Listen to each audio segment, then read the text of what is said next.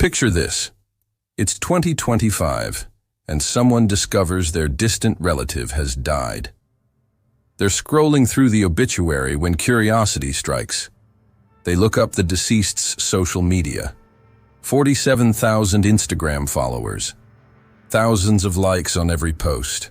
A digital empire of admirers, fans, people who hung on their every word. The funeral? 3 people showed up. 3. Not 47,000. Not even 47. 3 human beings who cared enough to stand in a room and acknowledge that this person had existed, had mattered, had meant something beyond the glow of a screen. But here's what haunts me about this story. Which legacy was real?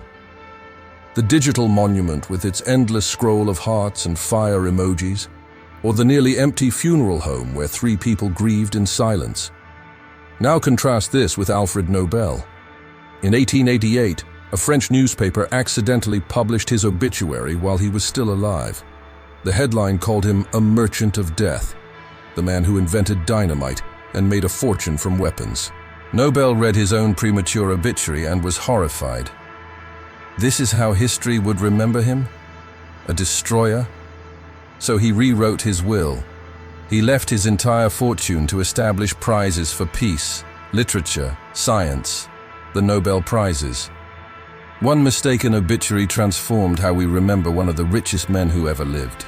2 stories, same obsession, same desperate human need to control what remains when we're gone. But here's the question that should keep you awake tonight. If you won't exist to experience your legacy, if you'll never know whether you're remembered as a saint or a monster or not at all, why does it feel like it matters more than almost anything else? This isn't about vanity. This goes deeper. Parents who've never wanted fame still desperately want grandchildren. Artists who shun publicity still can't bring themselves to destroy their work.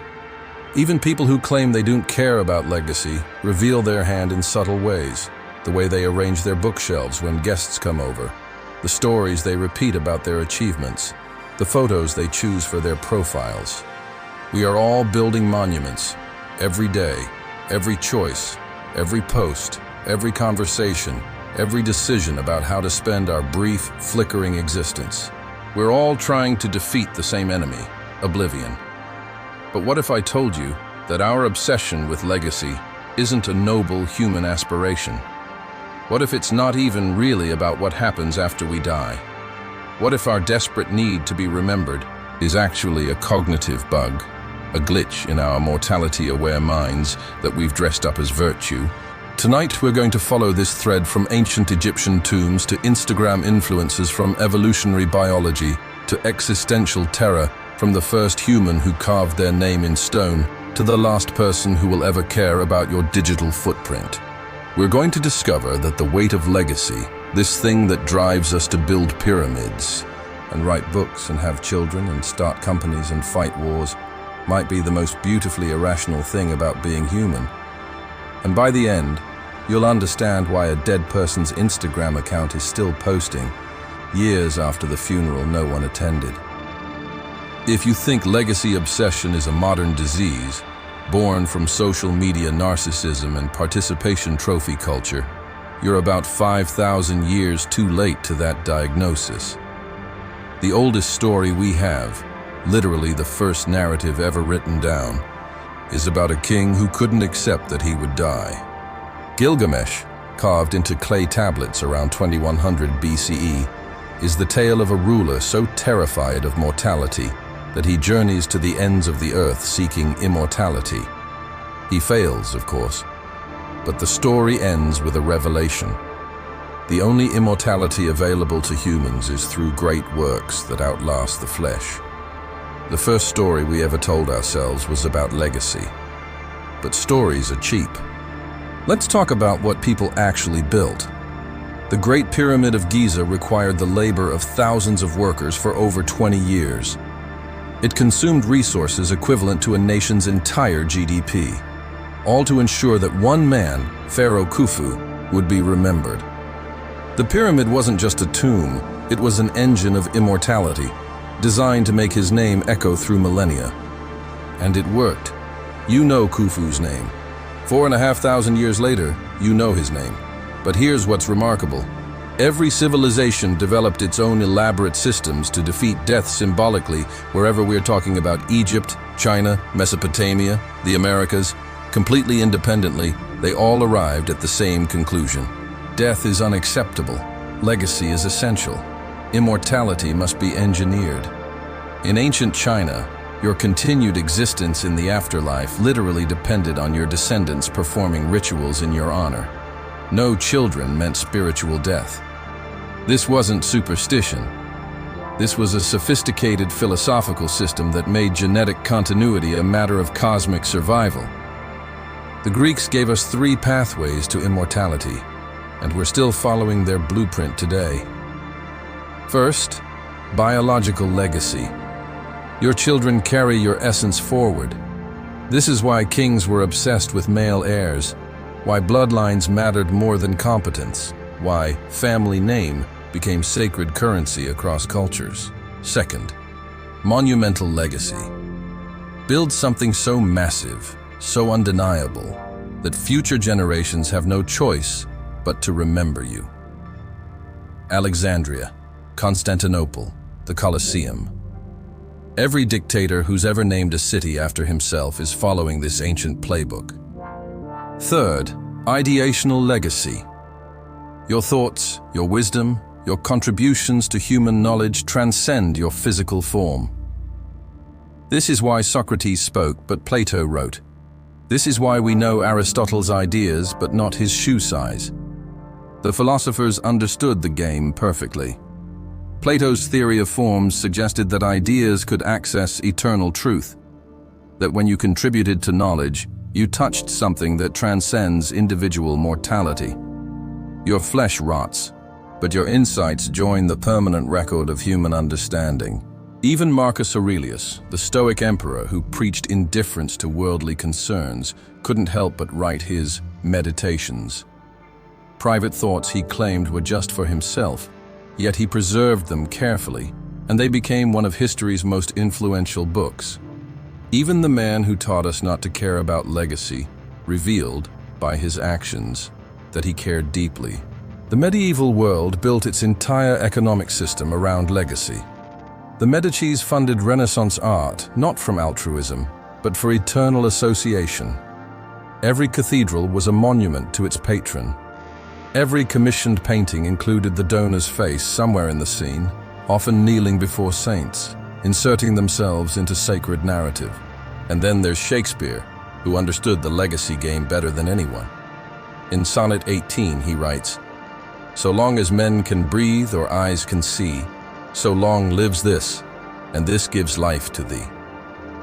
He's literally promising immortality through art, and he was right. The person he wrote about is long forgotten, but the poem that promised to immortalize them has itself become immortal. But here's what haunts me about all this ancient wisdom, all these sophisticated systems for defeating death. Not one of them can explain why legacy should matter to someone who's dead. For over 2 millennia, the brightest minds in history have grappled with legacy's fundamental irrationality, and they've all failed to solve it. Epicurus, writing in 300 BCE, posed the challenge that still has no good answer. Death is nothing to us. When we exist, death is not. And when death exists, we are not. If this is true, and logically it seems undeniable, then legacy is meaningless. A dead person can't experience vindication, can't enjoy fame, can't feel satisfied that their name lives on. Yet even Epicurus, the man who argued that posthumous reputation is worthless, founded a philosophical school to preserve his teachings. He built an intellectual dynasty. He sought followers, wrote letters, established a community that would continue his ideas after his death. The contradiction is everywhere once you start looking for it.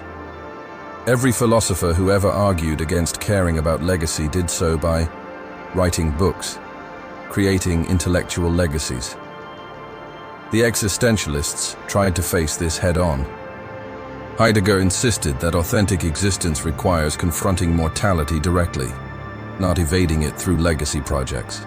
Being toward death, he called it, the honest acknowledgement that you will cease to exist, and that this fact should inform every moment of how you live.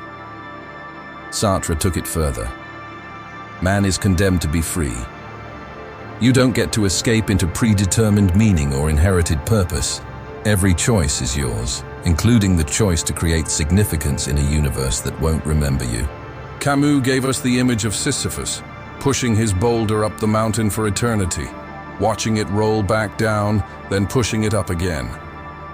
The absurd hero who creates meaning through the act itself, not through any lasting achievement. We are all Sisyphus, Camus argued, and we must imagine him happy, finding purpose in the pushing, not in reaching some permanent summit.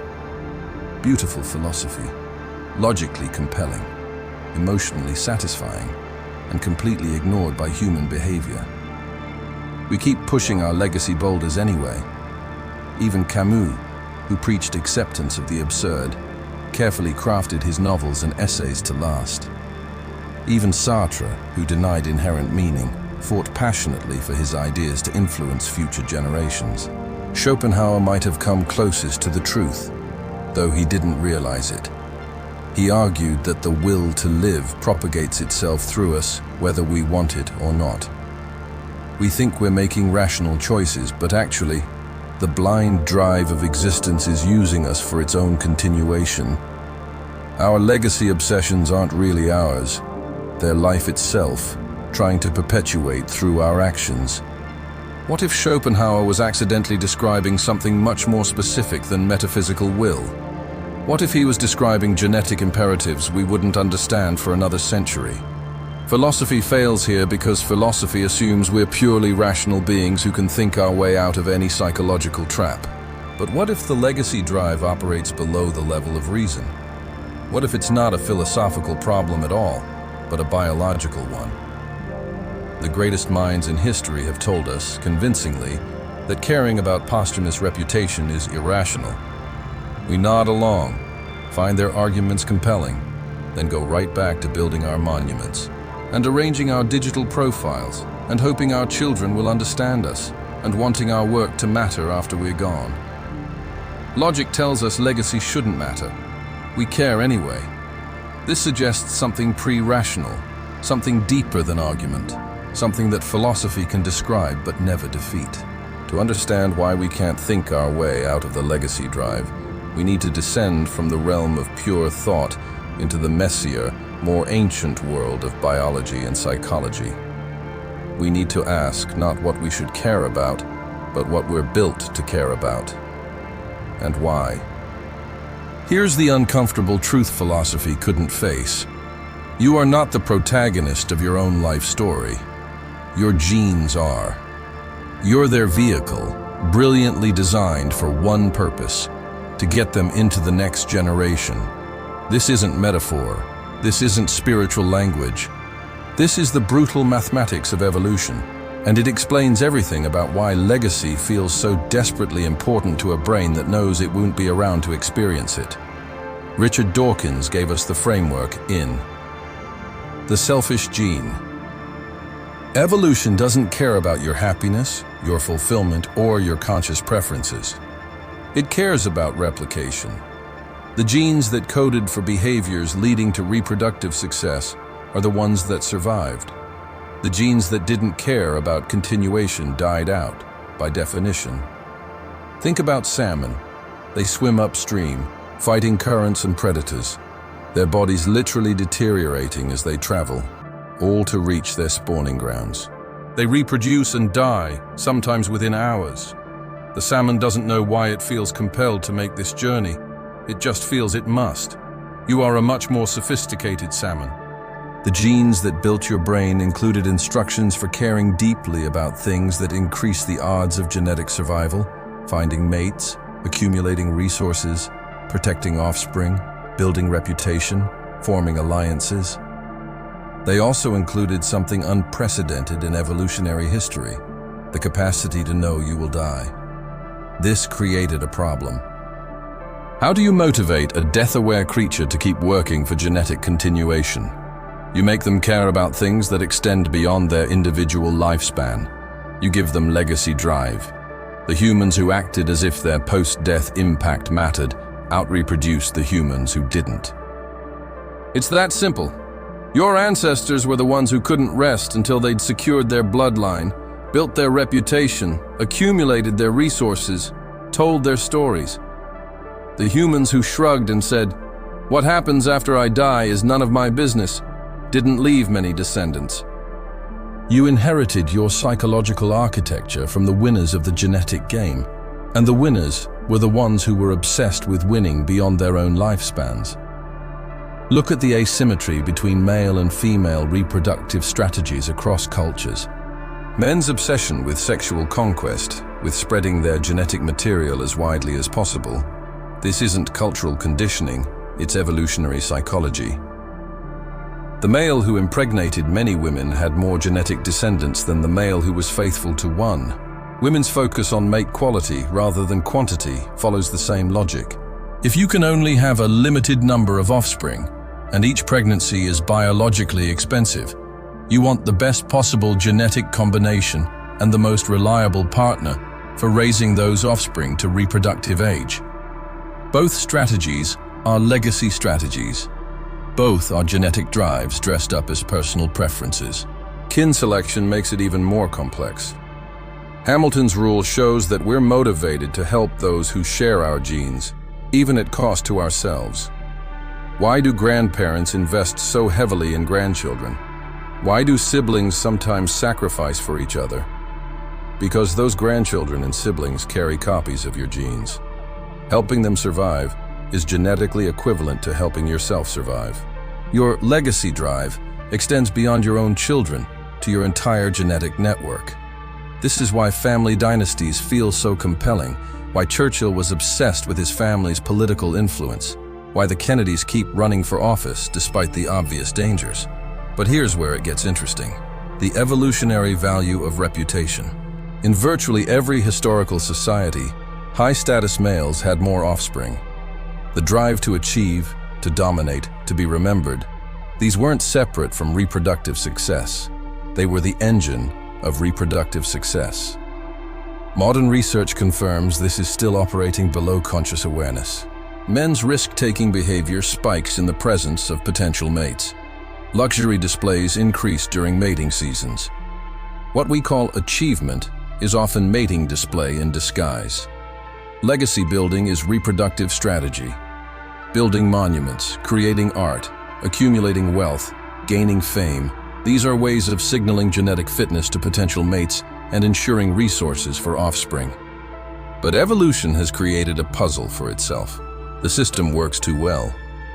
What happens when a childless philosopher cares desperately about his ideas surviving? What happens when a billionaire with children still needs his name on buildings? What happens when people invest more energy in digital legacy than genetic legacy? The drive that evolved to perpetuate genes has expanded beyond genetics. It's become something larger, stranger, more human than DNA ever intended. Evolution explains why we're wired for legacy, but psychology will have to explain what we do with that wiring once consciousness gets involved. We are the only animal that knows it will die, and this knowledge is psychologically unbearable. Every other creature lives in the eternal present. A gazelle fleeing a lion experiences terror, but it doesn't lie awake at night contemplating its mortality. A chimpanzee can use tools and solve problems, but it doesn't build monuments to itself because it can't conceive of a future where it doesn't exist. Humans developed consciousness, the ability to think about thinking, to imagine scenarios that don't currently exist, to project ourselves into future situations. This was evolutionarily advantageous. We could plan, strategize, cooperate on complex tasks, teach our children about dangers they hadn't yet encountered. But consciousness came with a terrible side effect. We became aware that we would die, and our brains, still wired for self-preservation, couldn't handle this information. Ernest Becker, in his Pulitzer Prize-winning The Denial of Death, argued that human civilization is essentially an elaborate defense mechanism against mortality awareness. Everything we build, everything we create, every institution and ideology and work of art, all of it serves one function, helping us manage the terror of knowing we will cease to exist. This isn't theory anymore. It's been tested. Terror management theory, developed by Sheldon Solomon, Jeff Greenberg, and Tom Pischinsky, has generated hundreds of experimental studies over 4 decades. The basic hypothesis: much of human behavior is driven by managing death anxiety, most of it unconsciously. Here's how they test it. Researchers expose people to mortality salience, subtle reminders of death. Sometimes it's explicit. Write about your own death. Imagine your body decomposing. Sometimes it's subliminal. Words like grave and death flash too quickly for conscious awareness. The results are consistent and disturbing. When reminded of mortality, people become more defensive of their cultural worldview, more hostile to outsiders, harsher in judging moral violations. Judges give longer sentences. People tip more generously. Americans become more patriotic. Religious individuals become more religious. Most importantly for our purposes, they increase their desire for children, their concern with leaving something behind, their investment in projects that will outlast their individual lives. The effect works even when people don't consciously realize they've been reminded of death. Mortality awareness operates below the threshold of conscious thought, influencing decisions we think are rational, but are actually driven by existential terror. Terror management theory identifies 2 types of defenses against death anxiety. Proximal defenses handle immediate awareness. When you're consciously thinking about death, you push the thoughts away, rationalize, distract yourself. But distal defenses are more interesting. These are long-term psychological structures that buffer against death anxiety even when you're not consciously thinking about dying. And the most powerful distal defense is symbolic immortality, the belief that some aspect of yourself will continue after your biological death. Your culture becomes your immortality ideology. It existed before you were born, it will exist after you die, and if you contribute to it meaningfully, you achieve symbolic transcendence of death. Religion promises literal immortality. Nationalism promises that your nation lives on. Science promises that your contribution to knowledge persists. Art promises that your vision endures. But here's the key insight. None of this is about what actually happens after you die. It's about managing your terror while you're alive. Self-esteem in this framework isn't just feeling good about yourself. It's feeling like a valuable contributor to something immortal. When you meet your culture's standards for meaningful life, you earn protection from death anxiety. Low self-esteem equals death anxiety. High self-esteem equals the psychological conviction that you matter beyond your biological existence. This explains the artist's obsession. Van Gogh sold 1 painting during his lifetime but couldn't stop creating. Why? Because each painting was a bid for symbolic immortality, a desperate attempt to make something that would survive him. The creative drive isn't separate from terror management, it is terror management. Writers keep journals they claim are just for me, but preserve carefully.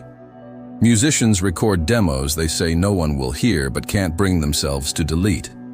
Even people who insist they don't care about legacy reveal their hand through the care they take to create, preserve, organize, and protect their work. The terror of death isn't driving us toward legacy. The terror of death is what legacy is, a psychological defense mechanism against the unbearable knowledge that we will stop existing. But consciousness created another problem. We're not just aware that we'll die, we're meaning-making machines. And meaning-making machines can't accept that their story ends with nothing. Your mind is a narrative engine. It can't help but organize experience into story form, with beginnings, middles, and endings that make sense. And every story your mind tells needs to matter. This isn't conscious choice. This is cognitive architecture. Dan McAdams's research on narrative identity shows that we don't just have lives, We construct our lives as stories, with meaning and direction and purpose. Your identity isn't a collection of facts about yourself. It's a narrative you tell about who you are, where you came from, and where you're going. And here's the problem. A life story that ends with, "and then nothing mattered," is psychologically intolerable. Your narrative-constructing mind needs the ending to justify the journey. It needs your struggles to have been worth something, your love to have created something, your work to have contributed to something larger than the random biological processes that created and will destroy you. Viktor Frankl, a Holocaust survivor and psychiatrist, observed that survival in concentration camps wasn't correlated with physical strength or age or health. It was correlated with having what he called a why to live for, some meaning that extended beyond individual survival. Often that meaning was legacy-oriented. Survivors talked about reuniting with family, finishing important work, telling the world what had happened. The people who survived the ultimate test of human endurance were those who couldn't accept that their story would end in the camps. Meaning often equals impact beyond oneself. Legacy is future-facing meaning, the conviction that your suffering, your work, your love will matter after you're gone. Erik Erikson identified this as a fundamental developmental stage in middle adulthood: generativity versus stagnation. Generativity means creating or nurturing things that will outlast the self. Children, students, works of art, institutions, ideas. Stagnation means self-absorption, the feeling that one's life is disconnected from the future. Research consistently shows that generativity correlates with life satisfaction and mental health in aging. People who feel they're contributing to something beyond themselves report greater happiness, less depression, more sense of purpose. The legacy drive isn't just about managing death anxiety, it's about organizing life meaningfully. But our meaning-making apparatus has a bug. It's biased toward overestimating our future impact. We assume our children will share our values. They usually don't. We think our work will be remembered as we intend it. It's usually reinterpreted or forgotten. We believe our influence will extend in the directions we hope. It rarely does. The legacy bias is powerful and persistent. We overestimate how much others will think about us after we're gone, how accurately they'll remember us, how much our intentions will matter compared to how our actions are interpreted.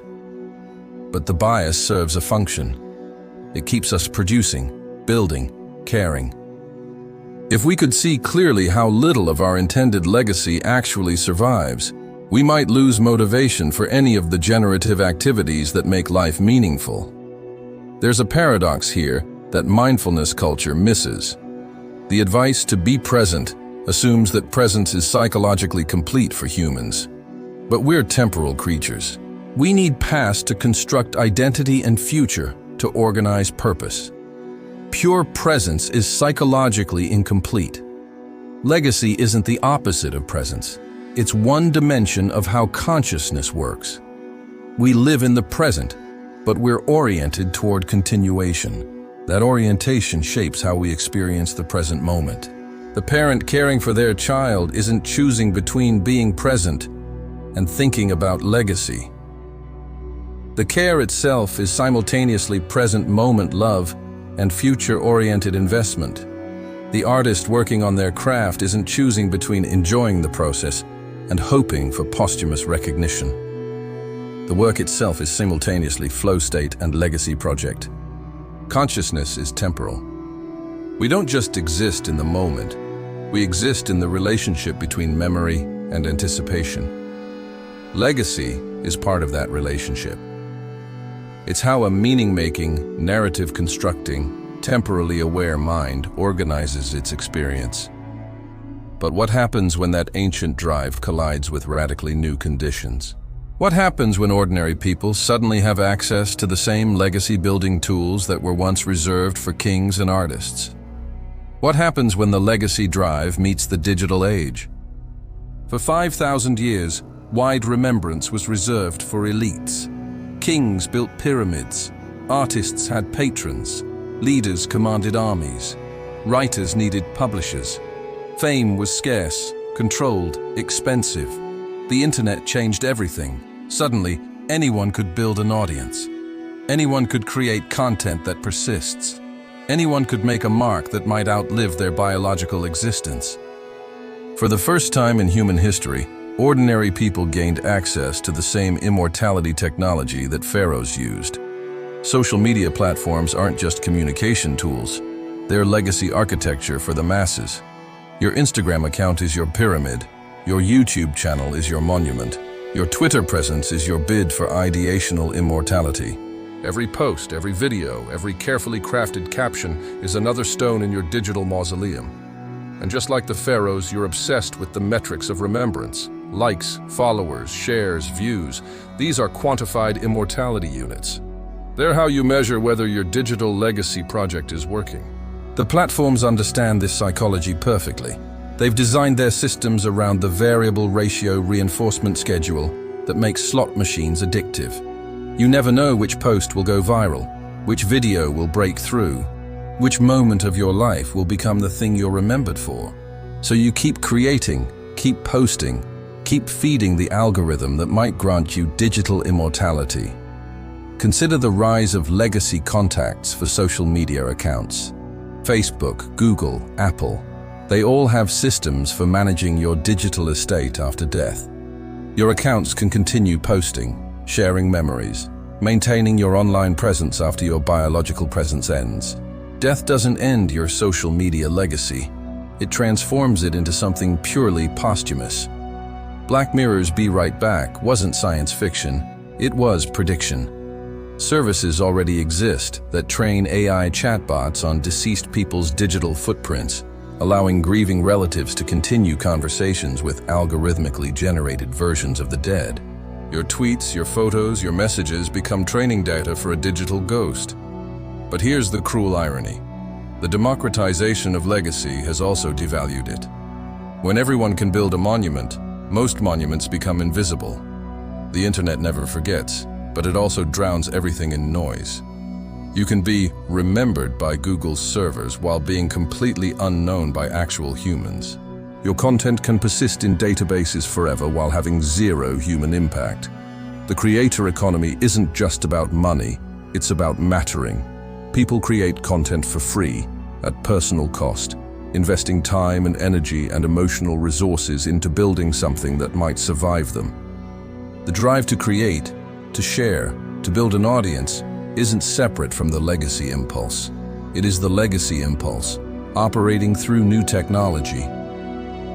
YouTubers talk about leaving their mark.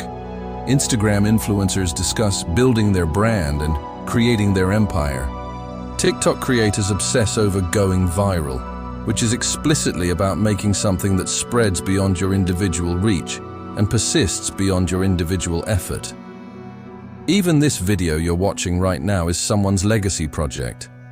Someone researched, wrote, edited, published this exploration of human psychology, hoping it would matter, hoping it would last, hoping it would influence how you think about the deepest questions of existence. The exhaustion you feel from maintaining your digital presence isn't just from the work, it's from curating your immortality project in real time. Every post requires decisions about how you want to be remembered. Every photo needs to serve your personal mythology. Every interaction becomes part of your digital legacy archive. But the most telling evidence of how deeply the legacy drive operates through digital technology isn't found in successful influencers or viral creators. It's found in the people who keep posting while dying. Cancer patients documenting their treatment journey. Terminal illness sufferers sharing their final months. People literally dying who use their remaining energy to create content, to tell their story, to ensure their experience doesn't disappear with them. They're not doing this for money or fame. They're doing this because the alternative, disappearing without a trace, is psychologically unbearable. The digital platforms have given them what humans have always desperately wanted, a way to speak beyond the grave. But the digital age has created a new form of existential crisis. What happens to the legacy drive when the most basic biological legacy, children, becomes optional? Something unprecedented is happening in the developed world. For the first time in human history, large populations are choosing genetic discontinuity while desperately pursuing symbolic continuity. Birth rates have fallen below replacement level across Japan, South Korea, Italy, Spain, and much of Europe.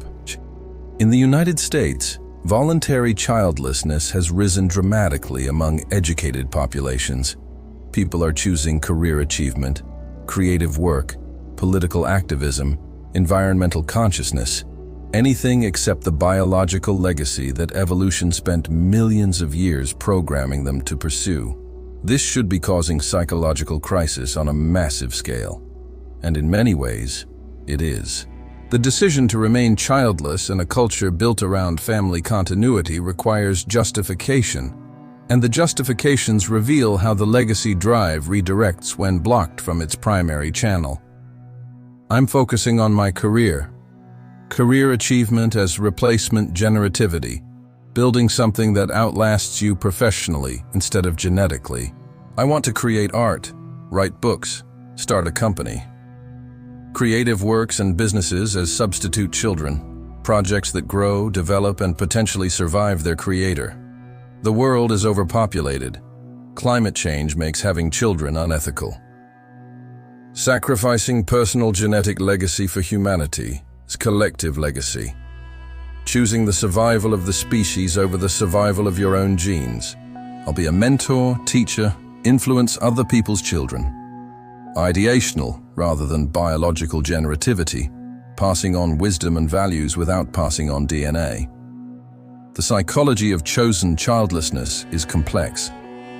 Many report genuine liberation from biological imperatives, freedom to pursue other forms of meaning and impact. But research also shows higher rates of anxiety, depression, and existential concerns among the voluntarily childless, particularly as they age. The question that haunts, what happens to my name, my story, my accumulated wisdom? When you choose not to reproduce, all the psychological and cultural systems that assume genetic continuity stop making sense. Inheritance becomes meaningless.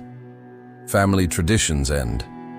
Your genetic line, which survived unbroken for billions of years through the most catastrophic events in Earth's history, terminates with you. This can intensify pressure on ideational pathways to immortality. The childless artist who can't rest until their work is perfect. The entrepreneur who treats their company like their baby. The academic who becomes obsessed with intellectual legacy because they won't have genetic legacy. But there's also something new happening. People are consciously choosing global legacy over personal legacy. Environmental activists who remain childless to reduce carbon footprint while dedicating their lives to climate action. They're sacrificing their genetic future to protect the collective future. This creates a strange moral calculus. Is it more selfish to have children who will inherit a damaged planet, or to remain childless while working to repair that planet for other people's children? The legacy drive can point in opposite directions simultaneously. The child-free community has developed its own culture, its own justifications, its own forms of meaning-making. But listen to how they talk. They're still building legacies, just different kinds.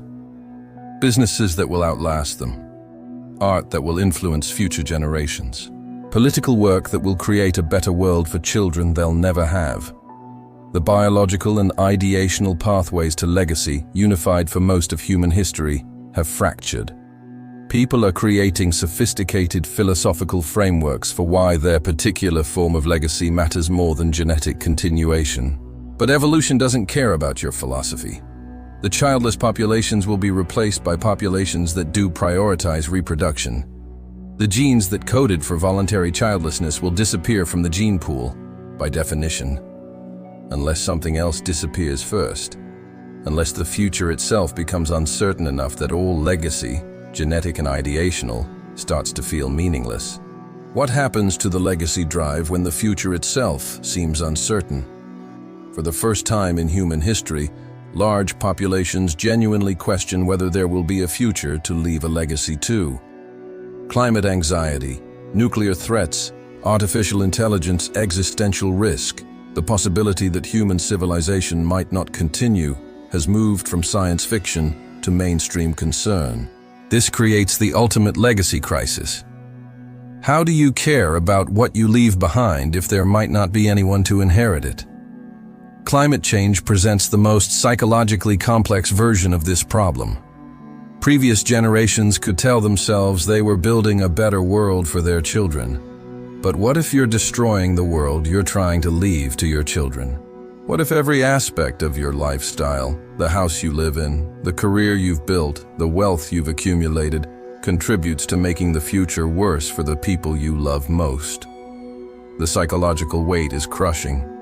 Studies on eco-anxiety show increasing numbers of people choosing childlessness specifically because of climate concerns.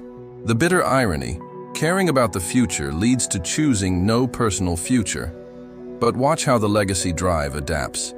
Environmental activism becomes the legacy itself. Greta Thunberg and the youth climate movement represent legacy drive channeled into saving the conditions for legacy. Fighting for the future becomes the way of mattering to the future. Okay, Boomer isn't just generational antagonism, it's intergenerational legacy betrayal. The accusation that previous generations pursued their own legacy projects while destroying the possibility of legacy for subsequent generations. The tech utopians offer a different response to existential uncertainty. If humanity might not survive, let's transcend humanity. Life extension research, mind uploading, artificial intelligence development. These are attempts to solve the legacy problem through literal immortality rather than symbolic immortality. Elon Musk's Mars colonization project is explicitly framed as civilizational backup. Make humanity multiplanetary so that no single catastrophe can end our species' legacy. His other companies, Tesla, Neuralink, SpaceX, are all explicitly oriented toward ensuring human survival and flourishing beyond current limitations.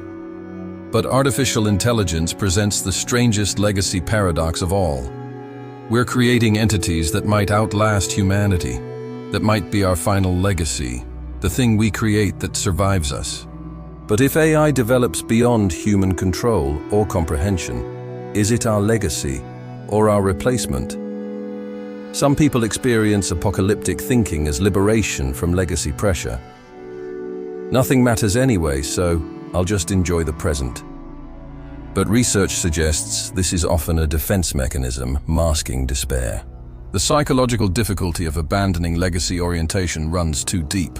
We're not built for it. The alternative response is intensification. If time is limited, legacy becomes more urgent, not less.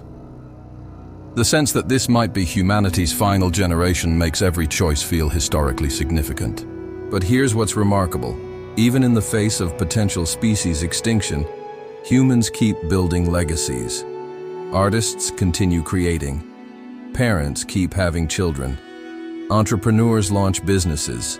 Scientists pursue research that might not matter in 50 years.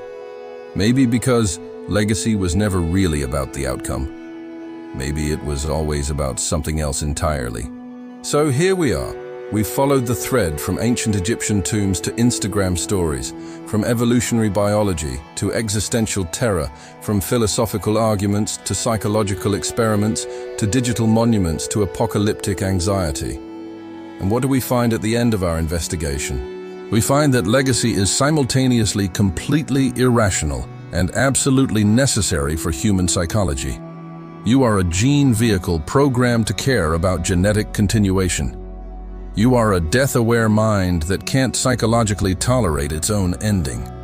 You are a meaning-making consciousness that needs to believe your story matters beyond your individual existence. All three of these descriptions are true. None of them cancels out the others. They layer, creating the complex psychological landscape where you actually live. Epicurus was right. You won't experience your legacy, but you're also right. It matters to you now. Both truths can coexist because legacy was never about what happens after you die. It was always about how you live before you die. The legacy drive shapes how you make choices, how you treat relationships, how you approach your work, how you understand your place in the flow of time. It makes you a character in a larger story, rather than just a biological process with consciousness accidentally attached. Parents become better people through caring for children, whether or not those children remember them accurately. Artists develop discipline and vision through serving their work, whether or not it's ever discovered. Scientists pursue truth through research that advances human knowledge, whether or not they're credited. The legacy drive transforms self-interest into other interest. It makes finite beings care about infinite concerns. It turns individual survival instinct into collective contribution. Here's the reframe that might matter. Instead of asking, "Will I be remembered?" ask, "Am I worth remembering?" Instead of focusing on outcome, legacy achieved, focus on process, legacy-worthy life. The Stoics understood this. Marcus Aurelius wrote, "You came from nothing and will return to nothing. What have you lost?" But he wrote it down, preserved it, shared it, because the act of living according to your values is what makes consciousness meaningful, regardless of whether consciousness continues. Think about someone who shaped you, who will never be famous. A teacher who believed in you. A grandparent who told you stories. A friend who helped you through a difficult time. Their legacy is in you, invisible to history, but undeniably real. They changed how you think, how you love, how you approach the world. You are someone's legacy right now, and you are creating others, whether you know it or not. Most legacy is dark matter, unrecorded but real, unmeasurable but influential. The conversation that changed someone's mind. The example that inspired someone's choice. The love that made someone feel worthy. The work that solved a problem someone else was struggling with. You will never know most of your actual impact. The person you smiled at on a difficult day. The stranger who read something you wrote and felt less alone. The child who noticed how you treated animals and decided to be kinder. Legacy obsession can be pathological. Narcissism, exploitation, sacrificing real relationships for abstract reputation. But it can also be generative, creating value because you won't always be here to do so.